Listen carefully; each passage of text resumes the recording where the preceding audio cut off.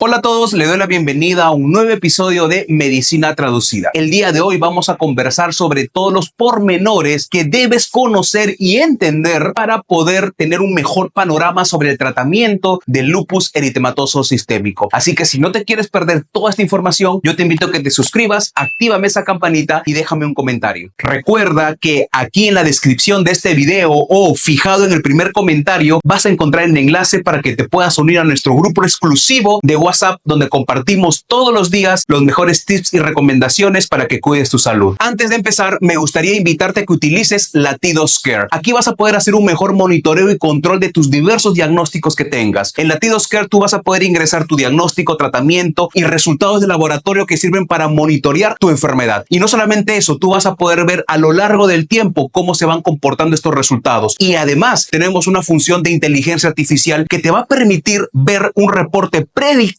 que te va a avisar si es que en base a tus resultados de laboratorio estás teniendo o no un buen control de tu enfermedad. Así que visita latidoscare.com y empieza a mejorar la manera como cuidas tu salud y la de tus seres queridos. Una de las primeras cosas que debes tener en cuenta sobre el lupus es que es una enfermedad sistémica. Sistémico significa que puede atacar simultáneamente o individualmente diversos sistemas de nuestro cuerpo. Por ejemplo, pulmón, riñón, articulación, cerebro, sangre, etcétera, etcétera, etcétera.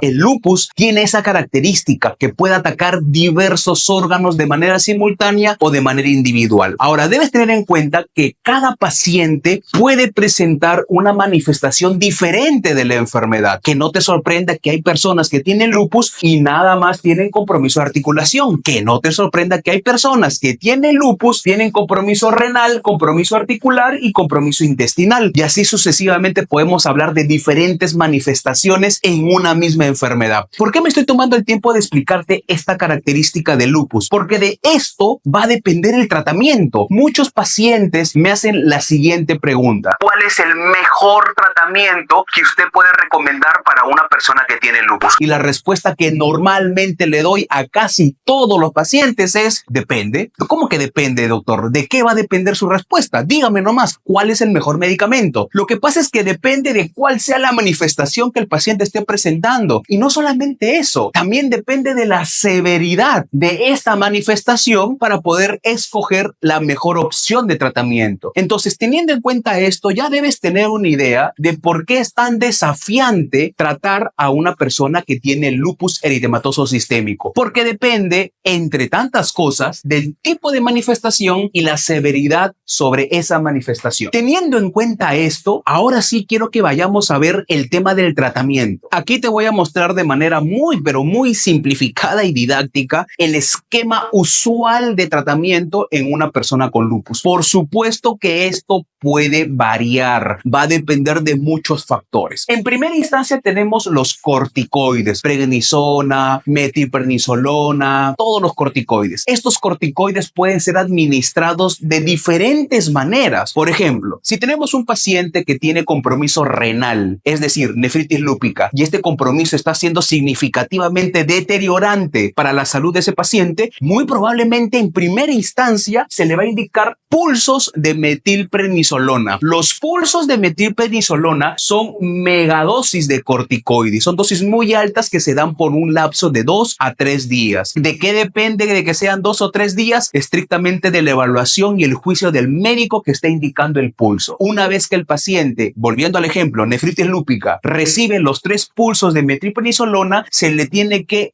acompañar luego de los pulsos con dosis altas de prednisona. La definición de dosis altas va a depender mucho del abordaje que el médico desee dar al paciente. Entonces, primero el pulso, luego venimos con corticoides a altas dosis. Altas dosis no significa que lo vamos a tener muchísimo tiempo. Usualmente se suele dar estas dosis altas, por ejemplo, el 1 por kilo, en un lapso de 4 a 6 semanas. Después de esas 4 a 6 semanas, lo que se suele hacer es ir reduciendo reduciendo progresivamente la dosis del tratamiento. No podemos bajar de golpe, por ejemplo, de 50 a 20. No. Hay que ir bajando poco a poco, de manera progresiva, hasta llegar a una dosis estable. Esa dosis estable también varía dependiendo de la manifestación. Algunos pacientes con 10 miligramos están tranquilos. Algunos pacientes con 5 miligramos están tranquilos. Depende de cómo responde el paciente. Ahora, hay que tener en cuenta que te he explicado la primera parte. Hay otros medicamentos que son inclusive de vital importancia para poder dormir la enfermedad. Y ahí tenemos a estos dos de acá. Tenemos los inmunosupresores y la hidroxicloroquina. En el caso de los inmunosupresores tenemos diferentes tipos. Va a depender nuevamente del tipo de manifestación que tenga el paciente. Si lo que predomina, por ejemplo, es el compromiso articular, entonces puede ser que tu médico opte por medicamentos como metrotexato. Si el compromiso es un compromiso predominantemente renal, lo que probablemente tu médico va a escoger, por ejemplo, podría ser micofenolato, podría ser pulsos de ciclofosfamida, etcétera, y un gran etcétera. Entonces, los medicamentos inmunosupresores, estos son los que van a ayudar a que inmunológicamente tu enfermedad se logre controlar. Lo que van a permitir estos medicamentos inmunosupresor es que tú puedas ir reduciendo poco a poco los corticoides. Si no te dan esto de acá, muy probablemente cuando te empiecen a bajar los corticoides, rápido se va a reactivar la enfermedad. Por eso es que algunos médicos consideran a los inmunosupresores como medicamentos que permiten ahorrar corticoides. En tercer lugar, tenemos la hidroxicloroquina. Quizás si a mí me preguntaran, pero me formularan bien la pregunta, ¿no? Doctor, ¿cuál sería el medicamento que no debería faltar en un paciente con lupus? Ese medicamento es la hidroxicloroquina. Es uno de los pilares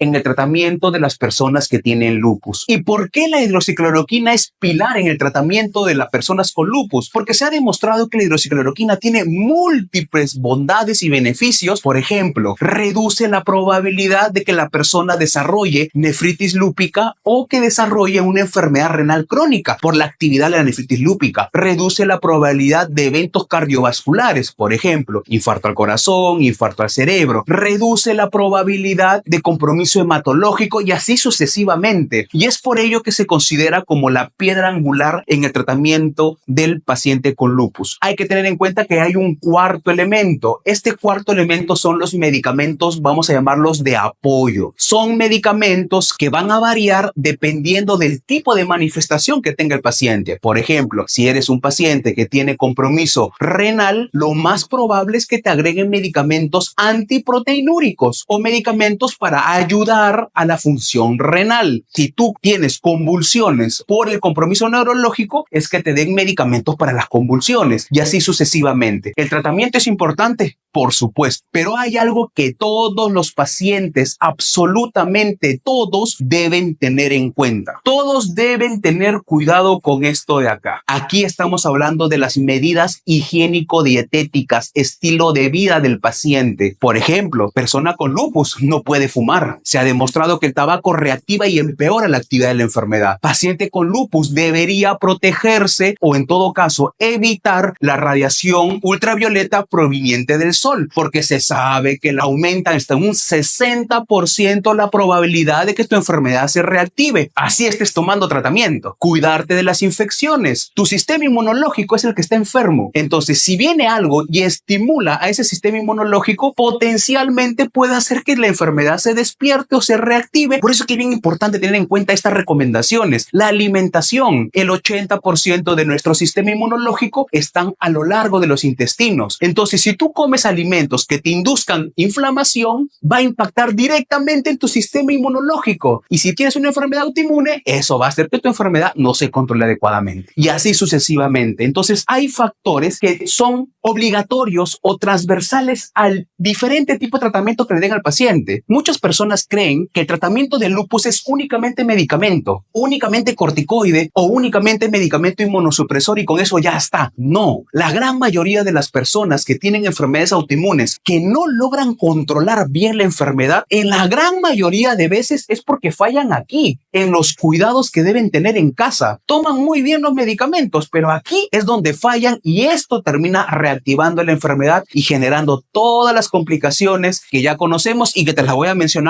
a continuación. Uno de los pensamientos pero muy equivocados que tienen muchas personas con enfermedades autoinmunes y entre ellas el lupus es la siguiente. Dicen, doctor, ¿pero cuál es el problema? Si se me reactiva la enfermedad, me dan tratamiento, se duerme y se acabó el problema. Ellos consideran que así sí es como se comporta la enfermedad. La enfermedad se activa, le dan tratamiento, vuelve a la normalidad, pasa el tiempo, por ahí se descuida, se vuelve a activar, le vuelven a controlar con tratamiento, se vuelve a activar porque se descuidó con el tratamiento y así sucesivamente. Ese es el razonamiento que tienen los pacientes, pero déjame decirte que así, bueno fuera que se comportara la enfermedad. En realidad lo que ocurre es esto, la enfermedad se activa, te controlan, pero no te quedas en la normalidad. La siguiente vez sube, te reactivas, ¿no? Y no llega a la normalidad. Y así sucesivamente. Entonces, doctor, ¿qué es esto de acá? Este espacio.